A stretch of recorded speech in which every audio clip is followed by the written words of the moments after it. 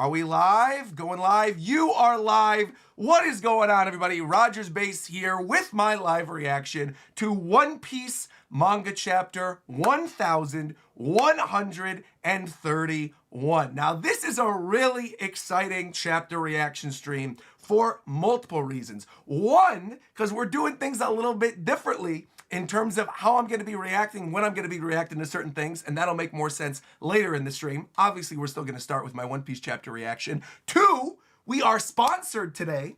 Let's give a shout out to my sponsor over at Sugoi Mart. We're going to be doing a little unboxing of their new 30 Days of Japan Advent calendar. Massive shout out to them for sponsoring the video. And on top of all of that, this is our first One Piece back after such a long break. Obviously, I know we had the Reverie yesterday. Shout out to Volume 1, by the way, hosting the latest Reverie. Went on for like, I think 11 hours or 12 hours or something like that. I was only there for the first 4, but it sounded like it was a good time. Obi's obviously clearly excited as well. Very excited for One Piece to be back. You can hear him in the background. Awesome to see everybody in here, though. We got Cow Knuckles, Das Poof, Stefan Dog, Aaron, Rob. Welcome, everybody. Welcome. People are saying good evening. And Clax also said, I noticed the different layout on Twitch versus YouTube. It's finally set up and working? Yes, sir. Yes, sir. But we're not going to get into that right now. We got One Piece to read. Hold on. I got to see what's going on with Obi. Obi. What's up, buddy? You want to read One Piece with me? Come here, Obs. You want to read One Piece with me? Come on. Let's read One Piece together. Come on. He's like, no, I'm good. I'm good. I was just fooling. All right, here we go. I see my chat going, was Obi spoiling the chapter for you? I hope not. I don't think Obi spoiled the chapter for me. I think we're good. To be fair, I also got to say one quick thing before we get started. Massive shout out to the other people that were in the Reverie call for not spoiling this chapter as well. I know obviously the scans for this one came out like 3-4 days ago, but I wanted to make sure that I read this one unspoiled. So we're reading it unspoiled. So here we go. 1131. Let's go. Okay. Chapter 1131, Loki in the Underworld. Kicking things off already, we got Ogre Child Yamato's Golden Harvest Surrogate Pilgrimage, Volume 18. After that, Sword Thief. So we're actually seeing Speed again. We haven't seen Speed in a minute, so that's kind of cool. But we got Speed again with Tama and Yamato on the back of, what's his name again? Oh my gosh. See, this is what happens when I go live the second after I go early. Komachio? What was the dog's name? Doesn't matter. It's irrelevant. We're not worried about Wano. We're not going back to Wano. We're moving forward to Elbaf, okay? Here we go. Let's go. So we're starting things off. First page of 1131 with Luffy going, oh yeah! I knew this was Elbaf. I've been waiting to get here for ages. Everything really is huge in Elbaf, and we're looking at Loki still tied up to the tree, saying, oh yeah? Well, good for you. By the way, and as he's trying to talk, Luffy's still talking over him going, I wonder if Usopp's going to figure it out when he gets up there. What's on the top of the tree? Is this the most powerful nation in the world? Lived and breathed warfare? Oh, this is so wild. And Loki's trying to get a word in edgewise going, hey, I'm here. When I was on Dory and Broggy's ship, I'd never seen so many giants at once. It was overwhelming. Oi! He's trying to get his attention still. I can believe they're the most powerful. Oi, I'm talking to you. Stop. And meanwhile, Loki's screaming. The wolves are looking around. Everything else in Elbaf is going silent. And finally, he got Luffy to stop talking. Luffy was yapping. And you've got Loki with a bounty underneath as well. Hold on. My eyes are being drawn to a bunch of cool stuff right here. Let's start with this. We got an Oda box with really cool font for the name Loki, saying Elbaf's accursed prince Loki, special government bounty, 2.6 billion with a B. Special government bounty as well, too. Interesting. I'm sure we're going to get into that. 2.6 billion is a lot. That is, I have to think, in the grand scheme of all the bounties in the series, that's what? That's top 10. Isn't it top 10? I mean, that's high. Also, what does a special government bounty mean? That is also interesting. We'll get there, though. We'll get there. I'll get to all the super chats. I'm seeing people coming through with members and super chats. We'll get to all that in a little bit. I want to read through the chapter first. All right. I am the sun god, enshrined in the legends of this land, and you will not speak without my permission, human. Now answer me. What do you make of this situation? What do I make of it? Well, you're chained up. Luffy, come on. Keenly surmised. But no man chooses to be chained, and I am no exception in this regard. I would rather be free. Did you know I've been here for 6 years? 6 years. So he's been here pre-time skip. He's been chained up for a minute. 6 years. I consider myself the strongest in all of Elbaf, but this tree is known as the Jewel Tree Adams. Awesome to get the confirmation as well, which forms the very kingdom of Warland itself. The chains are sea prism stone. They rob me of my strength and they keep me imprisoned. So I have a question for you, Roddy. It's Luffy. Roddy? Why do you think it was Roddy? In what world does Luffy sound like Roddy? At least say Luffy or something. I'm like, what the heck?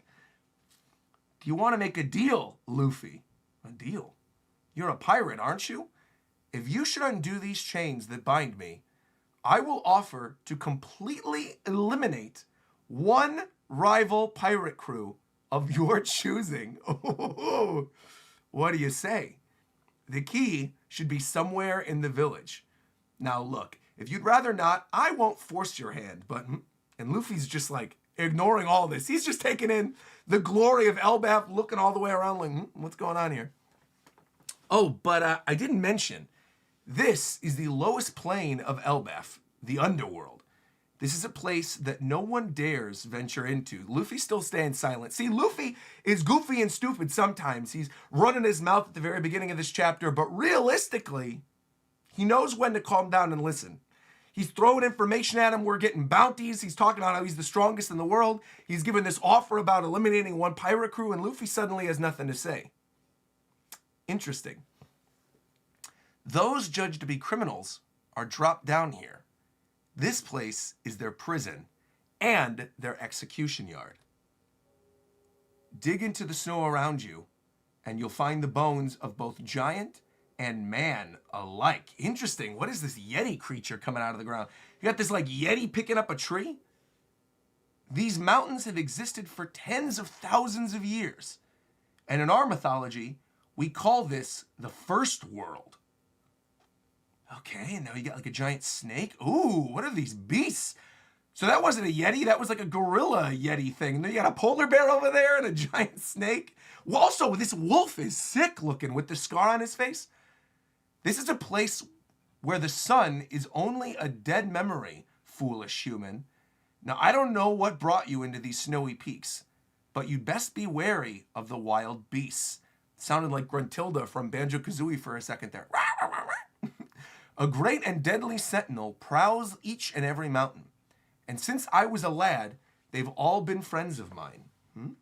And Luffy's going, oh, this takes me back. Thinking back to 3D2Y, his training days with the giant animals. He's like, this is nothing for me. I've been there, done that. Don't you worry about a thing, Loki. All right. So, if you don't do as I say, you know, they may not take kindly to it. Loki has no idea what he's in for. Luffy's about to go ham on these animals. He's gonna turn one of them into ham, probably. Is there a giant boar here? He's gonna go ham and turn him to ham. All right, let's continue. Those other little ones are humans who chose to do battle with Elbaf, so all the skeletons and stuff. They wear stinking robes to turn away the ravenous beasts. Oh, this is interesting. Okay. But they only delay the inevitable. They're corpses already. So you've got these people that are actually down here that chose to do battle with Elbaf. So these are, see, this is also interesting too. I'll talk about this a little bit later. You've got these robed individuals with gas masks and scythes and stuff like that, which is kind of neat. But you're not seeing their face. This, to me, this whole thing, the people who chose to do battle with Elbaf, yada, yada, yada, that Loki's spitting right now while Luffy's just taking everything in, this seems like how we'll end up seeing Kid again. Because this seems like a super smart way for Oda to fold in characters and have them surprise show up in Elbaf. To be like, oh, this character's actually been gone for however many years, right? Or they came to Elbaf and did something and they got knocked out and then they ended up in the underworld and they put the robes on. And so you're not going to know who they are. So once you get these robed characters and they're taking off their masks, you're going to see it's characters we actually know and love. Very smart. Oda's cooking with this. He's cooking with this. I like this. Let's continue though. Now you got these other pirates down there going, this is uncalled for, sir. And who is this guy? Can we rob him blind? Maybe he's got something. Dude, this is Monkey D. You're not going to do anything, all right? We don't want to get knocked unconscious like the last time. I mean, around here, you don't expect to run into red-haired Shanks, of all people. And that's getting Luffy's attention as well. Luffy was shutting up until he heard red-haired Shanks. Also, well, hold on. I got a lot of stuff to say. But I'm just going to say, I'm going to say it right now. Just because we're in the middle of the reaction, I want to say it right now. Correct me if I'm wrong, chat. Shanks became a Yonko 6 years ago, correct? Could Loki, if he was given a special government bounty, be the reason that Shanks became a Yonko? Because that would be incredibly interesting. It would also explain why we saw him here in Elbath and all the Norse theming of his ship and everything like that. So if that was the reason the government finally acknowledged him, and he's already got those ties, the Rat Shanks ties. Oda's cooking again. We talked about this a little bit on the Reverie yesterday, but I feel like between Egghead and now what we're getting in Elbath and all these little story ties that lead into other things, we're getting back to that pre-time skip goodness finally. We're getting back to that good pacing. He's introducing one thing after another. This is good. All right, so let's continue. Bottom of page 8 and 9. Luffy's looking back going, Did you say Shanks? Meanwhile, Luffy's sitting up there and all these other animals are having a good time with him. They know. They know that he's been through the trials before, that he was training during 3D2. Look at the little gorilla and the little polar bear. Well, they're not little. They're giant, obviously. But still in all, they're looking cute. They're little on the page to me. Did you say Shanks? We did, but this is really invalidating everything we ever thought we knew. All these pirates down there who've been battling against these beasts, they now see Luffy being held in the palm of the hand of this little Yeti, and the polar bears are loving him. This is great. Wait, so who is that guy? How did he tame the Sentinels of the Peaks? And meanwhile, Loki is just confused by all this. Like, wait a second. Who is that pipsqueak? Meanwhile, Luffy's jumping back and he goes, did Shanks really come here? Do you know Red Hair? Oh. And Loki's like, here we go. Ding, ding, ding. I'm finally getting through to him. Doing a little bit of a grin. He's like, all right, I said Shanks. He's paying attention now. I should use this to my advantage. Lovely, lovely, lovely. Loki's cooking up a little idea and he goes, and this is going to be bad. It's going to be bad if he's saying this. He says, if you mean that coward of a pirate, then he certainly did. And you know, already, I have not seen anything. I've managed to stay unspoiled for 2 weeks. I guarantee you if I know anything about One Piece, Luffy's about to throw hands on the next page. Guaranteed. If he calls Shanks a coward, it's done. It's done. Fight begins right now. I guarantee it. I would put 5 gift subs on it that he turns the next page and he hits Loki. Guaranteed. 5 gift subs if I'm wrong. Ready? Bruh. I know the story too well. Of course. Luffy said not letting this happen. Go in gear 4 already. Getting everything ready to go. Cranking his hand back. Slamming into the wall. Loki looking kind of scared there. What is happening? Loki gritting his teeth as Luffy's going gear 4. Bringing his arm back. Slamming into the tree. And you can see Loki like, yeesh, getting his face out of the way. Yo, Prince Loki, hoi, take it easy. I was only joking. And meanwhile, Luffy's just like, what are you saying? He's ready to throw hands. Don't you dare say it. You can even see I love the detail in this chapter with the little gorilla and the little polar bear and the little wolves in the background, just like, what's happening here? Don't you dare say that, even as a joke. Bro, I'm helpless here. I can't defend myself. But the instant I get these chains off, I'm going to kill him, is what he's thinking. So Loki's trying to play I'm just a defenseless little creature over here on the thing. But in reality, he knows. Second he's let loose, he's going after Luffy. All right, you better not make me mad. Next time you say something like that, I'll embed you into that tree this is my man Luffy. Luffy. Next time you say something like that, I'm going to embed you into the tree. And Loki's like, you wouldn't dare, idiot. Bro, I'd like to see you try. Fake sun god. This man calling himself a sun god versus the real sun god. Not going to happen. And Luffy's going back to his normal form going, okay, and why was Shanks here? Why did he come to see you? That couldn't have been why he was here. Is he still an Elbaf? And Loki's still grinning, saying, you're not going to be getting those answers for nothing. Obviously, this is going to be what's going to let him free then. Without a shadow of a doubt. He's going to want to know the truth about Shanks. He's going to let him loose. But the thing is, Luffy probably didn't care. Luffy's realistically, Loki, obviously, he's got a 2.6 billion berry bounty. He's hyped up as this big character, right? He's apparently the strongest in Elbaf. But Luffy, he could sense. Right on that page, on page 1011, he's going back to his normal form. I don't think he buys what Loki is selling. I think he does know and understand that he knows something about Shanks. The fact that he knew Shanks' name is probably enough for Luffy. But all this other stuff, Luffy's like, I don't care. He didn't even go Gear 5 here. He went Gear 4 and smacked him into the tree.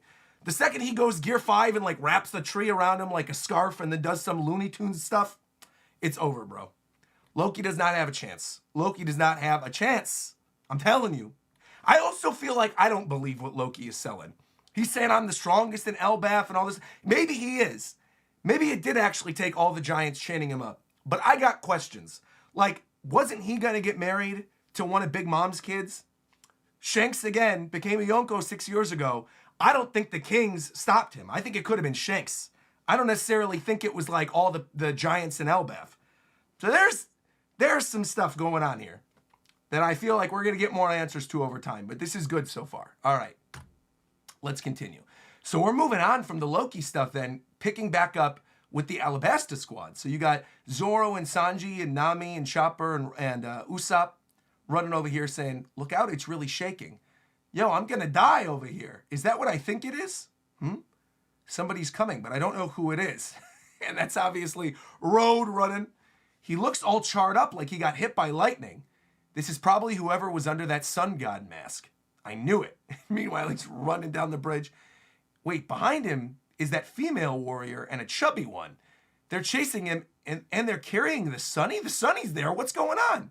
Sounds like it's cutting time. Let's go, Zoro. Da-na-na-na-na-na. Cutting time. No. Wait. They might be the Master's friends. There's only one thing to do. The finish line is right before us. Come on. So they're running. We got to run it out. Sprint for all you're worth. Get to the Elbaf village that must be up there. If they catch up to us, we're goners. But obviously we know these are members of the new giant pirates, naturally. So at some point, when they do meet up with them, they're going to be like, oh, it was just you guys. We love you guys. We're your subordinates. What kind of help do you want? And that's probably going to be how we all get interconnected again after Luffy comes back up from the underworld. This is great stuff. Very, very good. Okay, we're getting a whole run. This is a long chapter, too. What the heck? This would have been enough. What we already got in this chapter was enough. We're cooking this week. This is good. Otis said, I went on a nice long break. I got stuff we got to talk about. This is good. Underworld Warland. So Harudin and his shipwright Stanzin are literally already down there. So they're going to link up with Luffy probably quicker than I was even expecting. There we go. We took down that moose just in the nick of time. Dee-ga-ga-ga-ga-ga-ga-ga. These beasts don't live in the upper forest, but their meat is exquisite. And I could already see the excitement on the Straw Hats' faces. So he's killing the animals down here, preparing a meal and a feast for the Straw Hats. You got this giant goat or this giant moose that they're taking down. How are we going to carry this monster, though? And Stanson's sitting on the back of it. Obviously, sitting on the top of the monster is not going to help you carry it. So I don't know what you're doing over there, Stanson. Harudin's got his giant sledgehammer there as well. We can't use a painter. Those sunstones don't work when it's snowing. Nani? A painter? Suck it up, man, and be a man. This meat is for my saviors. So Harudin's still fanboying about Luffy. This is interesting. Also, we're getting a little Harudin refresher down here. This is nice. Otis said, look, you might not remember him, but he is actually very important. Let's throw this stuff back in. A Harudin refresher. Back in Dressrosa, Harudin was caught in the wicked plot of Doflamingo, former warlord, and was nearly forgotten by the world until he was rescued by the Straw Hat crew. Also, I love this image right here with Luffy with his little Dressrosa outfit, the Tontadas on the top, and Harudin getting his strings pulled by Doflamingo. Looks very nice. He was nearly forgotten by the world until he was rescued by the Straw Hat crew. Now he is one of the 7 captains within the Straw Hat Grand Fleet. So now they're picking up the moose after that little refresher, going heave-ho and carrying the moose on their back. Yeah, we got this. We are the mighty warriors of Elbaf, the new giant pirate crew. Okay, they got a little song going. This is cute.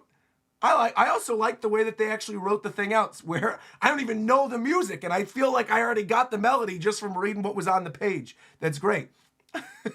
New giant pirate, self-proclaimed Straw Hat Grand Fleet. All right.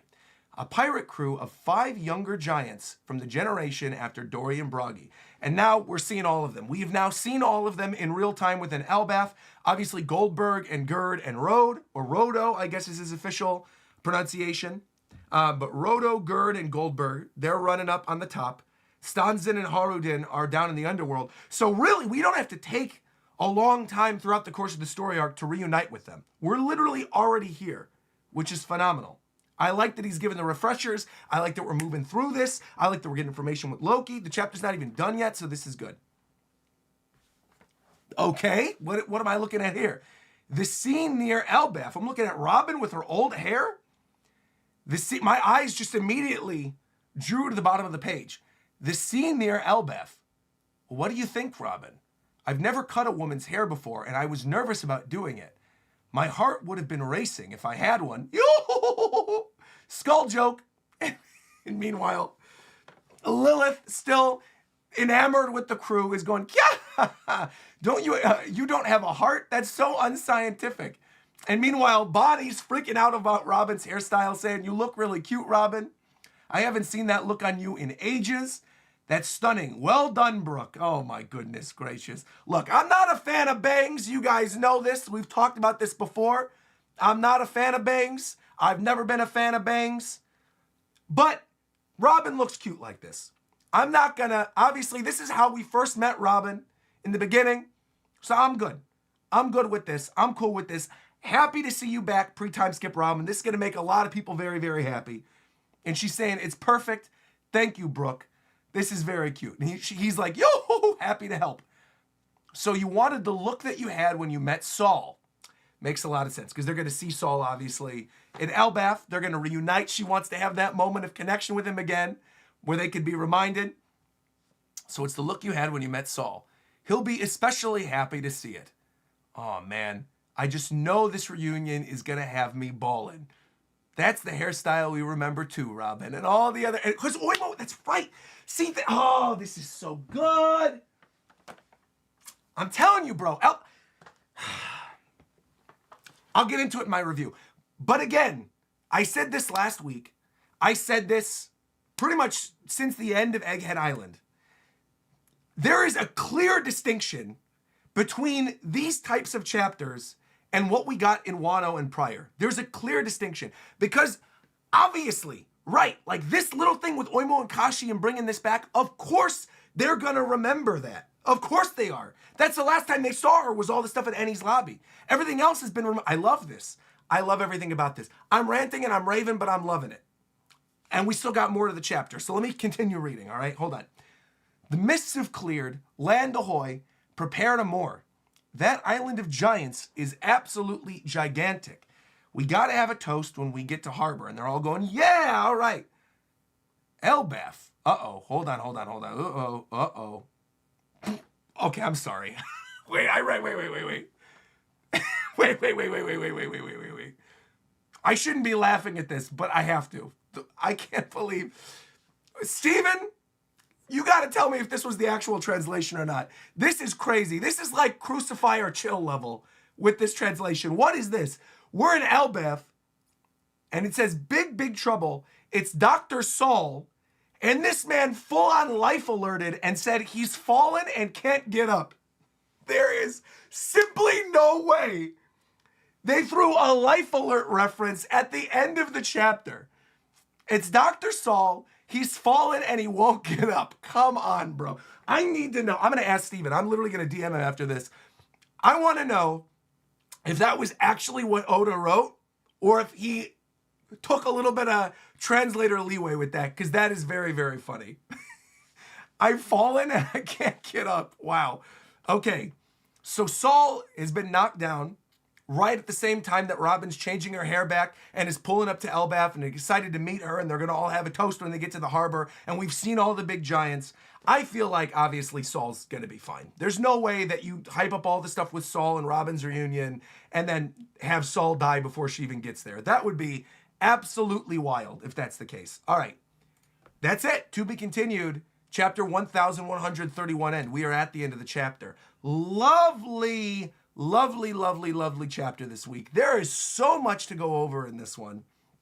I have a lot of stuff I want to talk about in the review. I have a lot of super chats I want to get to and different theories. I know people are going to be donating with the super chats too now that we're ending the chapter and people are coming in and they all want to talk about what we actually went through. But before we do any of that, I have to give a special shout out to my sponsors this week over at Sugoi Mart. Let me actually open this up over here so you guys can see it and see what I'm talking about. Give me a second before we get to this review, because again, it's highly appreciated that they ended up sponsoring this review. Because I told them, I said, do you want to sponsor the video of my Egghead Arc review, or do you want to sponsor my first review back? And they're like, first review back, of course. So we got to do what we got to do. All right, let me open this up real quick.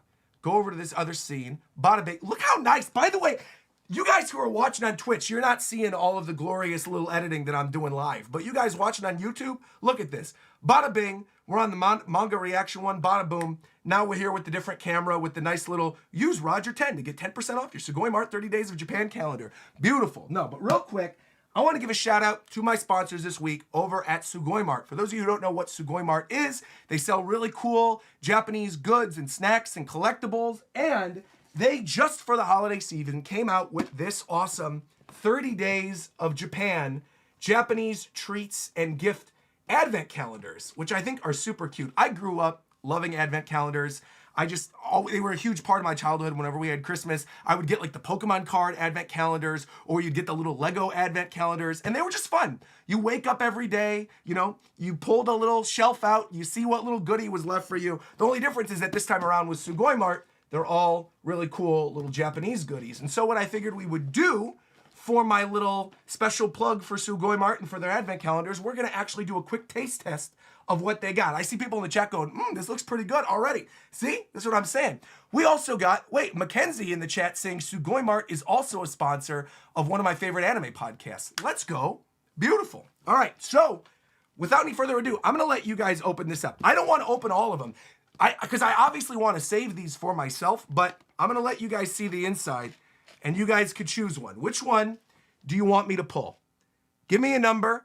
Any number that you're seeing on screen, and I'll pull one, and we'll try it live, or we'll see what's inside the calendar. I want to go for the 21 one, but you guys can choose another one. So give another number. First number I saw from a member was 29. So we're going to do 21, and we're going to do 29. So hold on. Give me a second.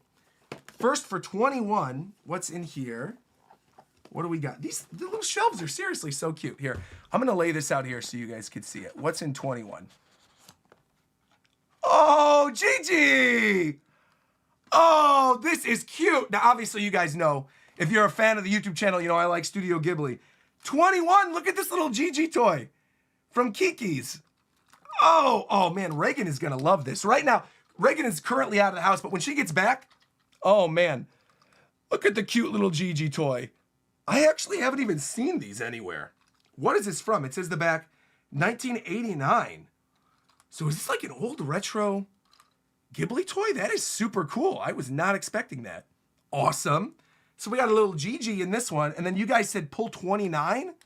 See, I don't like though that I almost want to like put it back and then have it in the little 21 slot and then have Reagan open it up on the 21st, because I know she will love Gigi. She's always been a huge fan of Kiki's delivery service. Very, very cute. All right, hold on. Let's open 29. I want to put this one back. I'm going to let Reagan be surprised on that one. You guys voted 29.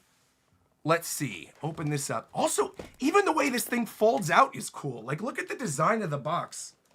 Isn't this neat?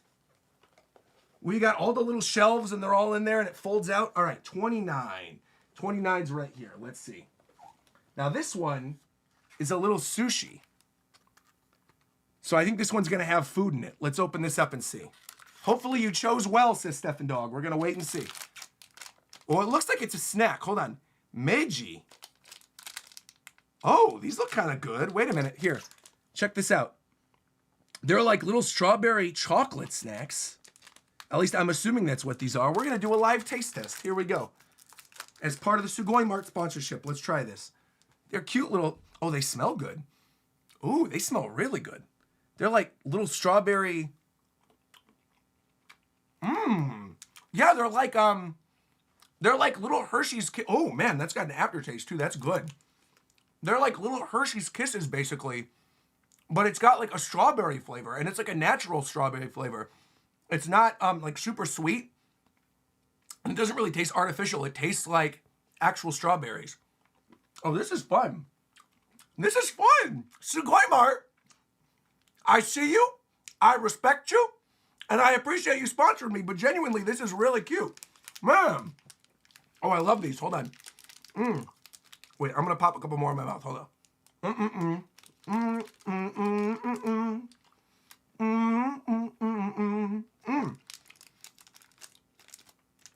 These are good little suckers, man.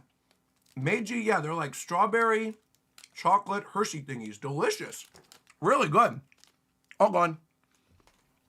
The package is really cute, though. And again, the design of these advent calendars is super cute as well.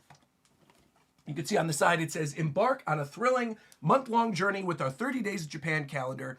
Each day, open a new drawer to discover delightful surprises straight from Japan. Snacks, candies, fun toys, collectibles, cute plushies, and more. There's plushies in here, too. Get ready for a whole new adventure every single day. Lovely. Well, like I said, I'm saving this. I want to open this up as like a fun little thing where every day when I go live on stream or something, I could pull out the little shelves and we'll open up what the thing is for the day. Or if I open it up, we want a little happy in the morning or something, we're having a bad day, Reagan and I can just go to the little shelf and pull out the little goodie. Very cute once again. Very, very cute. Shout out once again to Sugoi Mart. If you guys want to order one of these for yourself, use code ROGER10, as you can see down below, to get 10% off your Sugoi Mart 30 Days of Japan calendar. Thank you once again to Sugoi Mart for sponsoring today's live stream. Greatly appreciate it. And now, without further ado, let's get into my thoughts on this chapter because I have a lot to discuss here. First and foremost, only because this came up during the actual reverie, I feel like I need to bring this up. We need to go to the very, very end of the chapter, all the way at the very end. This little line right here, the Dr. Saul, he's fallen and he won't get up. I don't mind this. I'm going to say this right now. I don't mind this. I am somebody, you might remember, go back to watch my older reaction for it, when it was revealed that Saul was still alive. All the way back, when was that? Was the end of Wano when that was revealed, or was that during Egghead? I honestly don't remember. So much stuff happened during Egghead that it's all kind of a blur to me. But if you go back to watch my reaction for when Saul was actually, like, told to be alive to the audience, I didn't really mind it because I was somebody who thought from the get-go, when Kuzan froze him and he called it like ice time capsule or whatever, that there was probably something else going on there. I think a lot of us assumed that Saul was dead because we hadn't heard from him from a long time, and obviously it was so many years. Robin was a kid back at that point. But I still feel like narratively, even though I'm somebody, and you all know this, if you're a longtime fan of my channel, you know how I feel about fake out deaths. I hate with a passion fake out deaths in One Piece. I absolutely hate them. However, that was one I was not bothered by because I feel like contextually, within the course of the story, it made sense, right? It made sense when literally the name of the attack was Ice Time Capsule, meaning we're not killing you. It's not like Ice Age, Ice Time Capsule, keeping something the way that it was. That makes sense. And then also, too, I feel like Saul having all that information about Ohara, being present during the incident, seeing what Robin actually went through, and obviously bringing us to Elbaf. You can't have an Elbaf arc with a giant with the initial D and not have something go on there and not give us like actual more story behind that character. So for me, again, the Saul being alive thing didn't bother me whatsoever. With that being said, this right here, at the end of the chapter, where they're implying that he fell and he won't get up, that somebody killed Saul, I highly doubt it. I think that would be absolutely brutal to us as the reader to give us the hope that Saul is actually still alive, only to have him die before us as the reader and Robin can actually get back with him. That would be unbelievably brutal, and I feel like could genuinely break Robin. When you finally Give Robin hope. And you saw her smile back when that reveal happened and you realized that he might still be alive. I feel like there's no way that Oda actually kills off Saul off camera before we can actually get to him.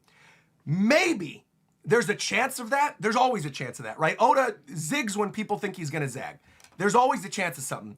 But I really genuinely don't think Saul is dying. I think he's going to be fine. I think this is meant to scare us, but obviously this is not, to me, an implication that he's dying anytime soon. I think just as I saw somebody bring up in my live chat over on YouTube, I think this is just a way to sort of keep him out of the story for a little bit. Right.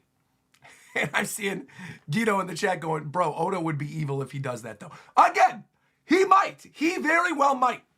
We're in the final saga of the series. Anything could happen at this point. Oda might do that, but I don't think he will. I think Oda, we talked about this on the Reverie yesterday. Oda's a girl dad now. He's a girl dad. He's got a little girl. I feel like he wants to have a character that will bring a smile to the face of his child. And I think if Robin went through all of this only to make her suffer, what kind of girl dad would he be? So Oda, don't do this to us, all right? Don't kill off Saul. With that being said, this entire opening segment with Loki is 10 out of 10. This entire portion is so good. The Loki, revealing his bounty to be 2.6 million. The tease about, it took everybody to chain me up, calling Shanks a coward. And Luffy doesn't care. The only thing Luffy cared about was Shanks being called a coward. Literally just pulled his arm back, slammed into him against the tree, and that was that. You know what I mean? Like, I love the fact that Luffy, he might have been baited by the Shanks thing, but he's just taken in Elbaf. He's so excited to be here. He doesn't particularly care what Loki is saying. Obviously, Loki, in real mythology, has always been a trickster and a liar. And so I don't necessarily think we, as the reader, should believe everything that Loki's saying either. And I find it funny what Luffy clings to and what Luffy just ignores. I do find it very funny. So that whole segment I thought was really good. I am curious though. I'm going to look up bounties really quick. Loki, special government bounty. I'm going to look up One Piece bounties. Because off the top of my head, I can't rattle off who has the highest or who has the lowest. There's got to be a thing where it's like bounties by One Piece bounties by order. Here we go. List of bounties in order. List of One Piece bounties. This isn't updated, though, is it? I don't think this one's updated. 3 million. Oh, no. Dory and Broggy are on here. Okay. Okay, so wait. Roger was 5.5. Whitebeard, Kaido, Big Mom, Shanks, Teach, Mihawk, Buggy, Kid, Luffy, Law. Oh, interesting. So really, top 10 is Loki. He's barely eking in at the top 10. Interesting. So obviously he's above Dory and Broggy. He's above Hancock. He's above King and Marco and Queen and Zoro. So they really are hyping him up then. And it's a special government bounty nonetheless too. So there's something else going on there. Shout out, by the way, to Clax, gifting 5 memberships. Greatly appreciate that. Nakama saying, I want to say I appreciate how people aren't spamming and are actually being very civil this chapter. So I gifted subs. Hey, thank you, Clax. Appreciate that. I'm sure my chat appreciates it. Thank you very, very, very much. To me, this whole thing with Loki and the bounty, it could mean any number of things. I'm not going to take the bounty in the sense of strength. I'm going to take it in terms of importance to the story. Because again, I don't think Oda threw in that thing about 6 years ago and that he's been here for 6 years and then name dropping Shanks. I feel like, and then Shanks obviously becoming a Yonko 6 years ago. I think there has to be some type of story tie there. There has to be. Because it's too specific of a number, I feel like. Had it been 2 years ago with the time skip or something, that would have been one thing. But we also know that Loki was betrothed to Lola at one point, and then Lola ran away. When did that happen? Was this prior to him being chained up? Is that the thing that made him go crazy? How old is Lola? Hold on. Lola One Piece. How old is Lola? Does it even say? 20. Wait. She's 26 after the time skip, so she would have been 20 years old. Well, okay, that could make sense. She would have been 20 the year that he was chained up. And realistically, Big Mom tried shipping off pudding when she was 16. So that wouldn't be that big of a surprise, and that's not really anything that goes against what we know in the story in terms of his proposal to Lola. That all still kind of makes sense. So 4 years maybe prior to this, at the absolute bare, like, minimum? I don't know. I'm just wondering what happened in that time. And if what Loki is saying is actually true, and if he took everybody out. Christopher was saying Lola was in Thriller Bark 5 years ago. So that very well could have happened. She might have. See, this all could tie back in with the stuff with Big Mom. If Lola ran away at the same time too, she was on Thriller Bark 5 years ago. And then she was already there for 3 years. You have the year before that.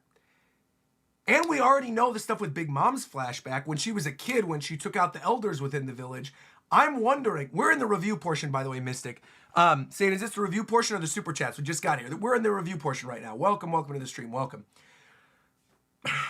I'm wondering if Big Mom tried setting up the stuff with Loki. Because do we know that exact time frame of when that happened? Loki then went crazy, tried going against Big Mom, and then maybe somehow throughout, in the interim of that time, things were in flux, because at that point, Big Mom was already a Yonko, right? When all that stuff happened, and that would have been 6 years ago, too. Big Mom would have already been a Yonko. Maybe Shanks did something when Loki tried going against Big Mom for going back on the wedding, for Lola running away, because obviously that wasn't Big Mom's fault, but Big Mom is going to have to take the fall for it.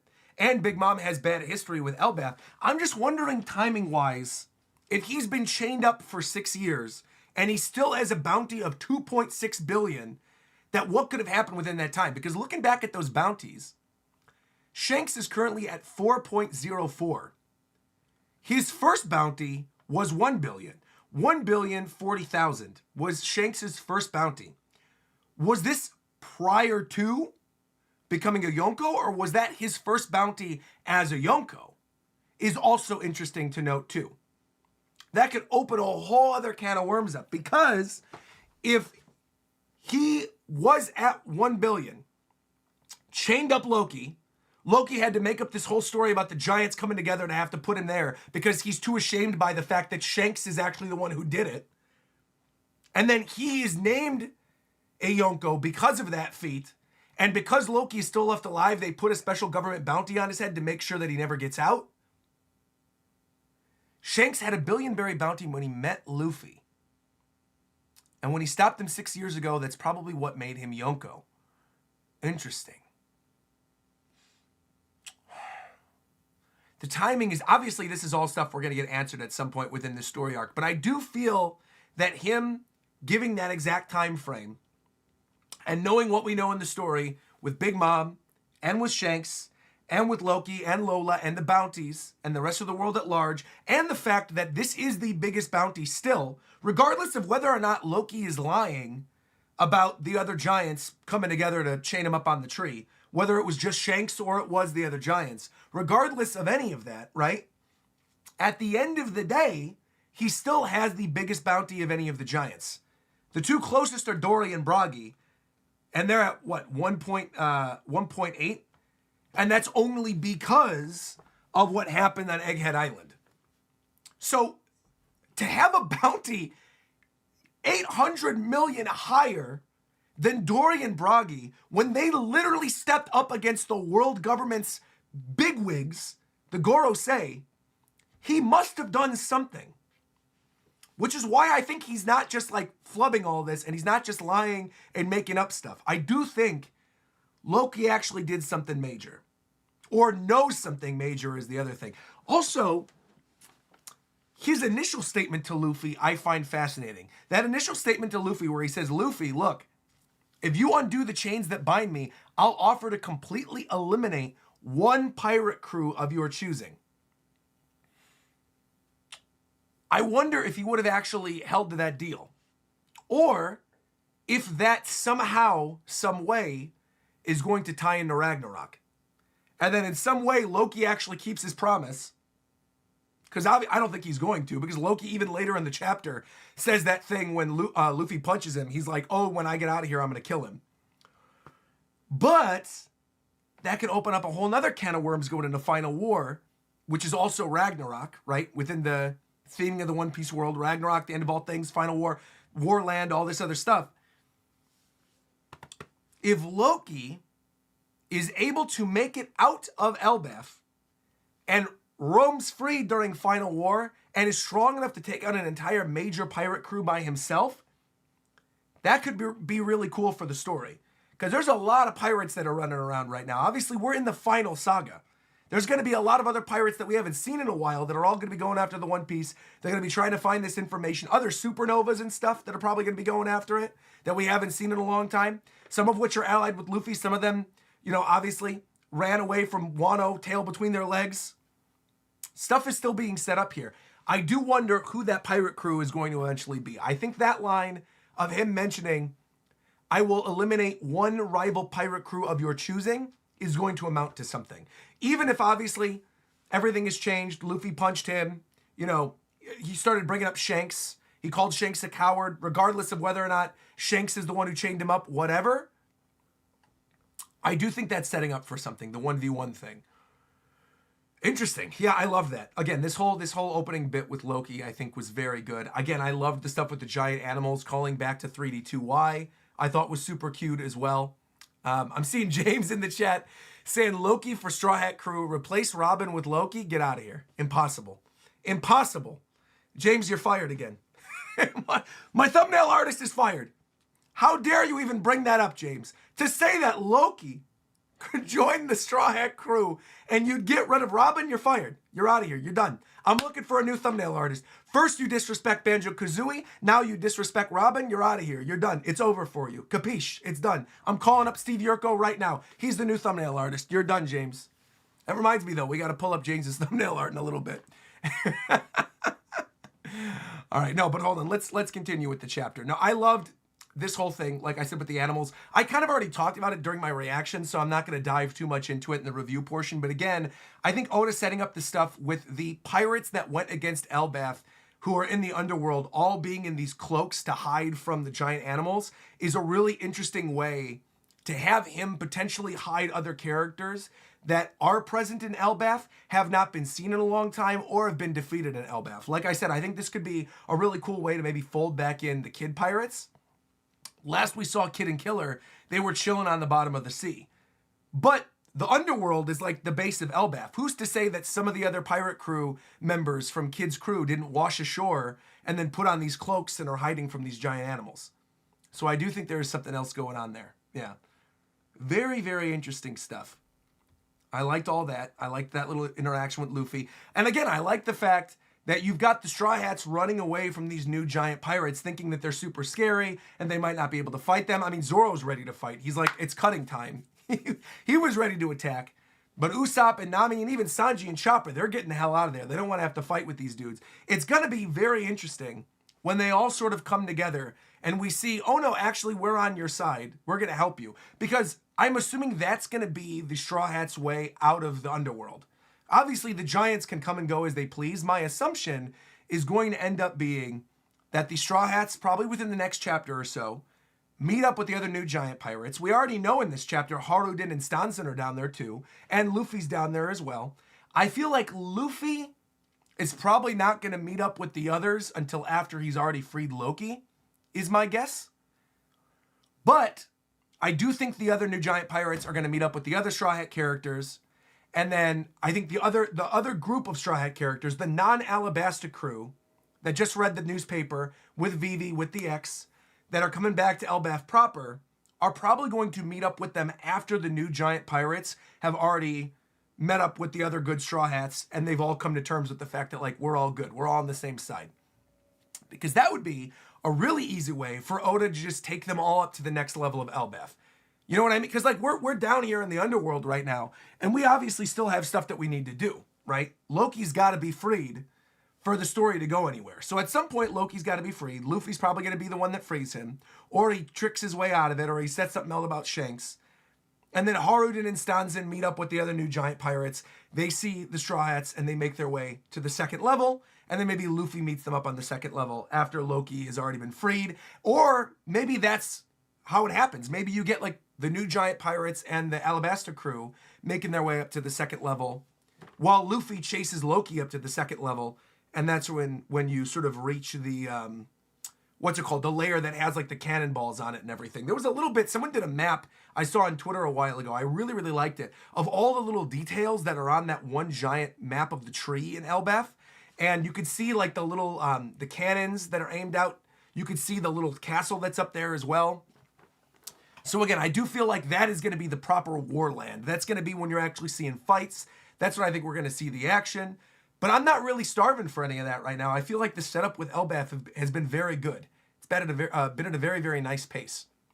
Heidi in the chat said, how do you think he's going to free Loki if the chains are Sea Prism Stone?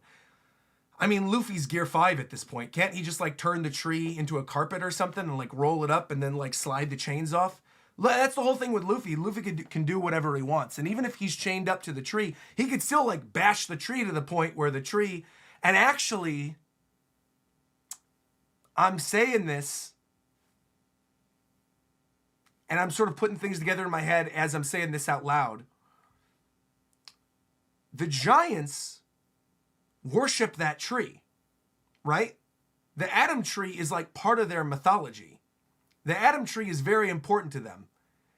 If Luffy, obviously some of the giants know Luffy, if Luffy desecrates the tree and beats down a part of it and breaks off Loki's branch and Loki roams free, that would cause internal conflict between the giants that are on his side and know that he is the sun god versus the giants that are against Loki versus Loki who's off on his own as the fake sun god.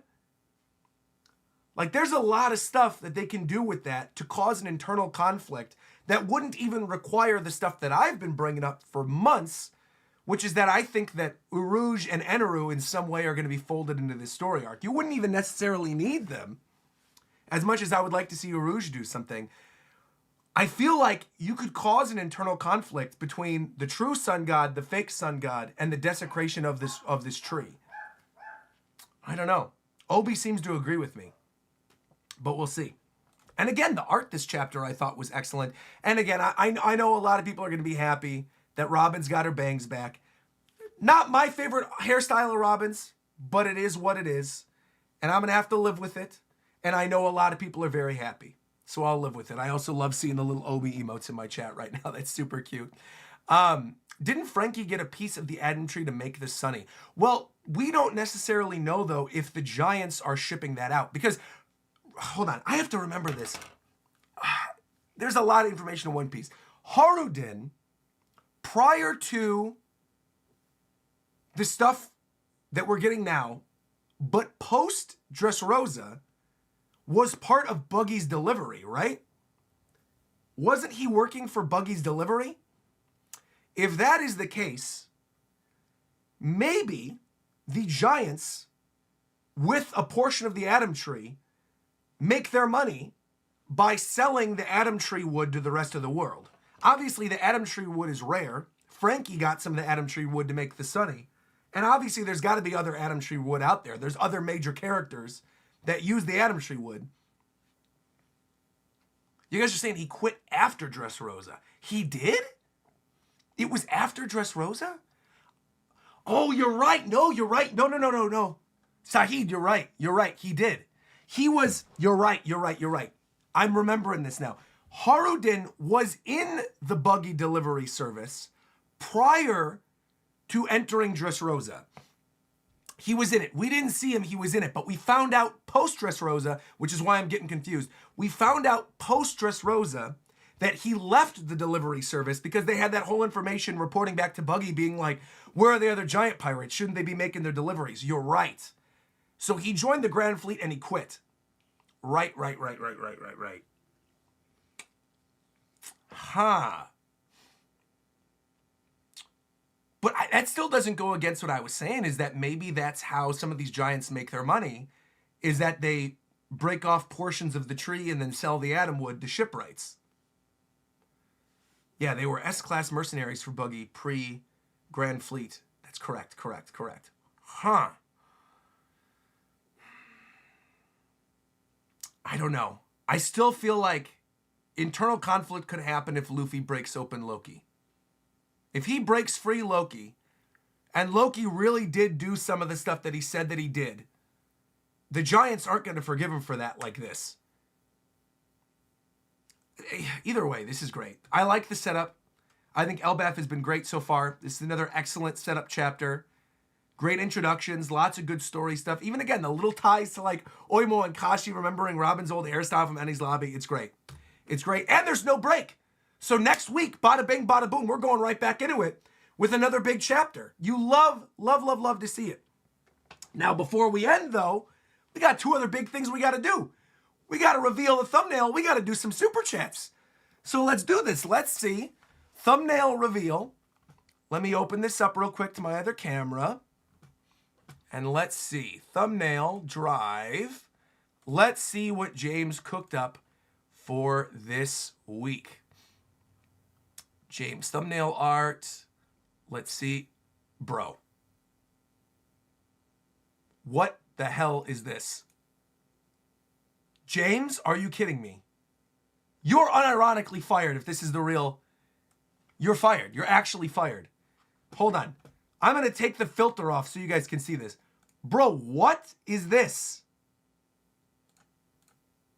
What is this? I have to look at my chat because I can't even... You drew Robin with an anvil over it. You're done, bro. You're done, buddy. It's over. You're finished.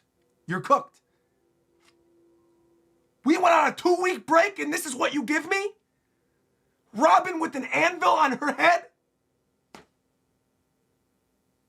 You're done. You're unironically cooked, bro. There's simply no way.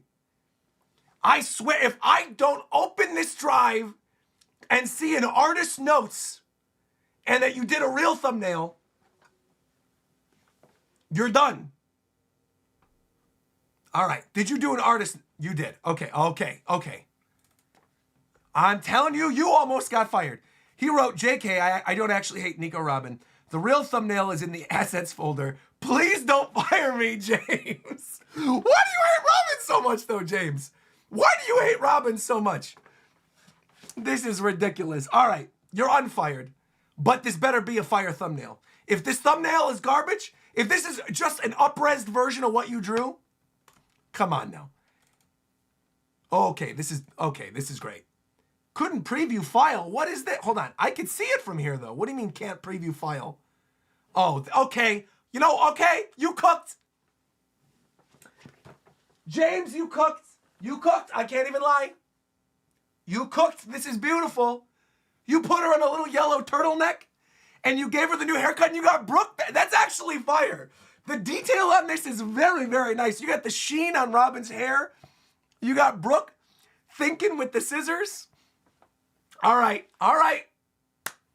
James, you've been redeemed. That is acceptable. I also got to say, James, have you ever drawn Brooke for a thumbnail before? Obviously, you've drawn Robin before, and she looks very cute here. And actually, you made her hair look cuter than I actually think it looks in the manga. You did a very, very good job with this, James. Very good job. But I also want to say, I don't think you've actually drawn Brooke before, but you did an amazing, amazing, amazing job with Brooke. Like the detail on his little skeleton fingers, the little joints in between, and like even the detail on his neck and him looking over with the scissors. I think this is like really, really good, James. This boy fought for his life. He said, I know I needed to do an amazing thumbnail after putting that meme one in the folder because Roger would fire me live on stream. Dude, well done. Well done, James. As Aaron always says in my live chat every single week, you never, ever, ever, ever, ever, ever, ever, ever miss, James. You never ever, except that one time you did Emu, where we talked about that one. That one was a miss. But otherwise, you've never done a miss of a thumbnail. All your thumbnails have been fire. Every single one. And even the Emu one, we managed to fix. We managed to fix it with the motion blur and stuff. But this is actually amazing. This might be my favorite of Elbaf so far, actually. James, honestly, James did something I never thought possible, which he drew somebody with straight across bangs, and I actually think the hairstyle's cute. So, James, you might need a bonus from me. I might need to get one of these little Sugoi Mart advent calendar things, open it up, and then send it your way. You might deserve a bonus for this one, James. Southwick said, I want to go back to the stream, and I love the look on Roger's face with the meme thumbnail. I opened up the drive. So, okay, let me explain to my live chat what happened. Also to the people on Twitch. I feel bad for the people on Twitch because I realize this is the first time we're doing this both on Twitch and on YouTube, and everything is working seamlessly. However, my display capture isn't working correctly on Twitch, so you can't see what I'm talking about. But basically, when I have a little bookmark on my Google Chrome where I click it, and it takes me direct to the thumbnail, right to the page where James uploads the thumbnails. And that way, I remain unspoiled. I don't have to see the stuff before he drew it. I don't have to know what happens. I just click on that when we do the thumbnail reveal, and that's that. So what James did, this sneaky little son of a gun, on the actual page that I click on every time we do these live reactions, he uploaded this one as the image for 131. And he didn't have the artist note. So I clicked the artist notes thing. I'm like, what is this? James. You're in a class of your own, buddy. You really are. You're in a class of your own. Fantastic. Shout out to James. Shout out to all my viewers. This was absolutely a fantastic chapter. Let me read some super chats real quick, too, while I got this open. We don't have a lot of them this week, probably due to the fact that this chapter's been out for a while. And on top of that, too, you know, obviously we just had the Reverie, so I feel like people are sort of filled up on One Piece discussion. But let me see. Let me read some of the super chats that we did end up getting. We got one from Red Blueberg, who said, what if the fruit Loki has is presumed to be the Nika fruit, and the Nika fruit is the real Gum Gum fruit, not knowing that Luffy has the real Nika fruit? I mean, to be fair, Red, that kind of goes back to what we said last chapter and the chapter before, which is where we believe it could be something like a sun fruit, and he just assumes that the sun god would have the power of the sun, but in reality, it's not that. Or it's like an actual rubber fruit, and he believes it would be the fruit of the sun god because he can do things like stretch out his limbs and stuff the same way that the sun god was told to do things. So I think it could be either of those, or it could be what we brought up last time. I think Heidi was the one who brought this up. Shout out to Heidi. Heidi, I have a lot of goats in my community, but Heidi is a goat because she always comes through with the historical knowledge. And she pulled up that page maybe two chapters ago or something, where we looked at all the different sun gods, and it was like the sun god within Norse mythology. It was, what was their name? I'm forgetting the name off the top of my head, but it was like, the descriptor of it sounded like something that was right in line with everything that we'd seen in One Piece, and that maybe it was like a fruit based on soul. Like it was a fruit based on Sol, which is the sun god within Norse mythology, and that he believes that to be the sun god, but that the sun god Nika and the sun god Sol are different. Or there's people who believe in different sun gods. There's just a lot of interesting stuff that could be, but I agree that I do think it probably has something to do with something that's related to a sun god, which makes him think he's a sun god. I agree. Tech Zero super chatted and just said, thumbnails fire. Thank you very much. Also, what is this? You've been a subscriber for 10 years? Thank you very, very much. Holy mackerel. Also, Red Blueberg brought up in another super chat saying what we brought up earlier, that, yeah, the 6-year time frame is the same ever since Shanks became a Yonko. We have Roberto donating and super chatting. Oh, actually, during the Advent calendar portion, he super chatted and said, that is a really cute Gigi figure. It's got to be the one for the 35th anniversary for Kiki's delivery service. Oh, well, see, more of a reason to go get Sugoi Mart then. They got these cool collectibles. That's fantastic. Thanks for bringing that up. Let's see. We got Clax donating, in addition to gifting all those memberships, also donated and said, Rob pointed out that Luffy plus Loki's bounties are actually 5.6 billion, which has me wonder if the special bounty on Loki After the special bounty on Loki, Luffy will get the same amount added after defeating him. Oh, interesting. I mean, I have been saying for a very long time that Luffy's final bounty in the series is going to be 5656. 5.6 billion, 560 million to match in line with Gomu with the name 5656, and it would be slightly higher than what Rogers was. So I love that. I love that, Clax. Yeah. That is also interesting. Yeah, that if you add the 2.6 to Luffy's current. But I feel like Luffy, before we even get to Final War, probably is going to get another bounty increase. After everything that happened. Dude's a menace. Let me see this. We got another donation from Trevor saying, honestly, Kuma should just launch Loki to Marijoa, arc done. How crazy would that be? Maybe that is why Kuma was brought with. Maybe Kuma does just go, I've been to Marijoa before, boom, slaps Loki, Loki lands in Marijoa, he's like, how the hell did I get here? And he just starts wrecking house. That's actually a great idea. I love that. Maybe, because you're cooking with that, Trevor. Maybe Usopp and Kuma work together to do that. Kuma slaps Loki over there, having already been to Marijoa.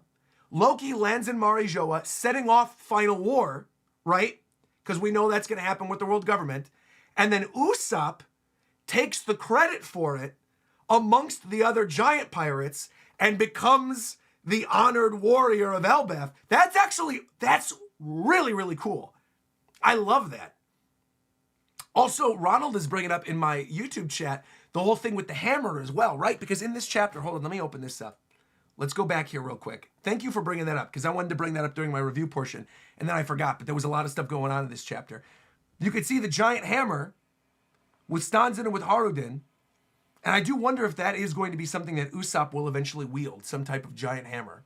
Would be cool. I mean, I brought up the Thor idea before, of there maybe being like a legendary hammer within Elbaf that once had the Rumble fruit. Would be kind of cool.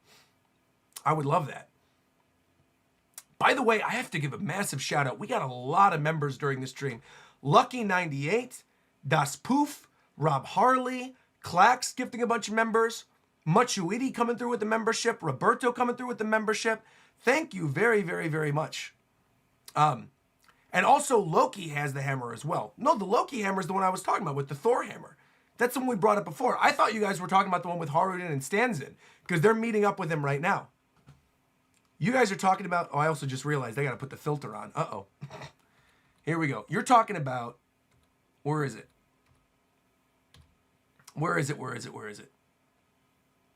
You're talking about Loki's hammer that we could see sitting behind him, right? That's the one we brought up. So if you go back and watch last week's chapter reaction, we talked about how that hammer could have potentially been related to Thor's hammer, like Mjolnir, and if that potentially had a relation with the Rumble fruit. Yeah, you guys were talking about the hammer on page 5. I see. Cool stuff, man. Chawar donated and said, Roger, One Piece is the greatest story ever told. It's certainly peak. And let me see this. Roberto also said, I just got a cool One Piece jacket from Crunchyroll. It cost me $280, but it celebrated 10 years of working at Home Goods. Hey, happy 10 years. Happy 10-year work anniversary. That's great. Machuidi actually sent a member message and said, Roger, are you going to read Hunter x Hunter? Togashi's on fire. Apology if this is already answered. I need my RogersBase content. Yes, in fact, I did reactions to all the recent chapters of Hunter x Hunter. I'm only behind 2, and we're actually going to continue that on Twitch right after the stream is over. So stick around. If you like my Hunter x Hunter content, make sure to go over to Twitch, because we will be continuing and sharing my live reaction to the new Hunter x Hunter chapters. So yes. All right, let me see this. We got another one from Rob saying, excellent chapter. Also, you want to talk about Oda cooking. Try combining Luffy and Loki's bounties and see what you get. Bringing up what was brought up earlier, the combined bounty of 5656. Very interesting. Das Poof coming through with the membership saying, what a fun way to return from a break. Nakama to you as well. Thank you very much. Trevor donated again and said, I was considering the oddball characters that we have here, a la Kuma, Bonnie, Vegapunk, and Kid, that were never on my Elbaf bingo card, and yet how well they fit here. Yeah, I mean, like, Kuma is a wild card. Because Kuma could, you guys are totally right, slap somebody and send them away at any point. Bonnie can distorted future Gear 5 at some point to potentially turn into a sun god herself and then confuse Loki even more. You've then got Kid, who could be folded into the stuff in the underworld with these characters that have the gas masks on. And then obviously you got Lilith there as Vegapunk, who has to link up with Saul to find out more about the truth of the world and share it with Robin. So yeah, again, they all match up perfectly. The characters that were brought in from Egghead here to Elbaf really match up nicely with the story. And you're right, I never imagined in a million years that Kuma, Bonnie, and Vegapunk would be present once we eventually get here. Very interesting. Shawar donated again and said, I'm not sure if you talked about this, but the 6 months hiatus is going to have better animation, and it's already peak. How do you think they're going to improve it even further? Talking about the Fishman Island animated reimagining that's going on right now with the One Piece anime. I mean, to be fair, completely honest, completely transparent, I have not watched any of the Fishman Island stuff yet. I was sort of waiting until somebody's like, oh, this one is definitely one that you should watch. I really want to see Luffy coming out of Megalo, because I feel like that episode was already a really good one in the original version of Fishman Island in the anime. I feel like that could be even better in a newly redone, newly reimagined version. So I want to see that one. Also, hold on. Where did my other screen go? I pulled this up. I want to open back up the drive. Give me a second. Hold on. Dame dane. Oh, wrong thing. Hold on. Uh-oh. Where'd this go? James, here we go. Here we go. Here we go. There we are. There we are. There we are. I was like, I wanted to open this back up. I'm sorry. I lost my train of thought. What were we talking about? Oh, the Fishman Island. The reimagining of Fishman Island. Yeah, I feel like I want to see the Megalo thing again. I want to see Hody taking the steroids. I want to see the ending portion with Shirahoshi and the reveal about Poseidon. I think they're going to do something cool with that. I want to see Luffy utilizing Conqueror's Haki and knocking out all those fishmen again. Would be a good one. I was trying to think of another moment I really want to see in terms of Fishman Island redone. I mean, the Red Hawk, obviously. The first time Luffy does Red Hawk, I think is going to be really sick. I'm sure they're going to do something really cool with the animation on that one. I would like to see that. Honestly, that's kind of it. I don't really feel like there's many. Maybe the Otahime flashback, like the Fisher Tiger Otahime stuff would be kind of cool. Actually, I really do love Fisher Tiger's flashback. I do kind of want to watch that. I do wonder if they're going to make it like multiple episodes, how they're going to end up like tying all this stuff together. Yeah, you know what? I'm going to say that is the thing I'm most looking forward to. As we're talking through it, the thing I'm most looking forward to is actually the Fisher Tiger flashback. Final answer. Yeah, final answer. Irving, my man Irving is in the chat, coming through with his little fire emoji and the little director's cut thing. Yo, what's going on, Irving? Nice seeing you in here, buddy. Welcome, welcome, welcome. Also, we got Vpool asking, excuse me, did you already complete the Honkai 2.6 story, and are you going to the solo leveling premiere? No and no. I finished the 2.6 story off camera, but I won't be streaming any of 2.6. I did the little bit with Rappa, but the other stuff I won't be streaming. And the solo leveling premiere, I'm not going to be going to. No, I'm not going to. Well, unless Crunchyroll invites me or something. But otherwise, I probably won't be going. And to be fair, I feel like last time I did the solo leveling anime stuff and the last time I did the solo leveling manhwa stuff here on YouTube, we ended up getting copyright to hell. So I feel like solo leveling for the YouTube channel, that's done. I feel like we're officially done with covering solo leveling on YouTube. That being said, we're probably not done forever in terms of covering it like on Twitch, and I'll probably be reading or watching on my own. But yeah, we've just been hit with too many copyright blocks from Cacao Page, and it's just not worth it. Like, we did a little bit of a stream for solo leveling Ragnarok. When was that? Like a month and a half ago?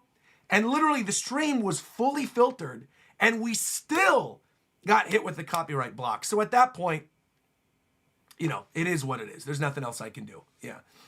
But sorry to be a downer on that thing. But yeah, unfortunately, solo leveling is it's tough to make content for nowadays, which is crazy because I feel like it was so much fun to make content for before, and we didn't have to worry about copyright blocks. And now I feel like every other thing we worry about copyright blocks. Are you going to do the solo leveling anime on Twitch? Vpool, I'm not going to promise anything. If I do, it will be on Twitch but I'm not going to promise I'm even going to do it in the first place. There's no promise of solo leveling anything. With peace and love, no promise of solo leveling content. It's just not happening. What I will promise is this, though.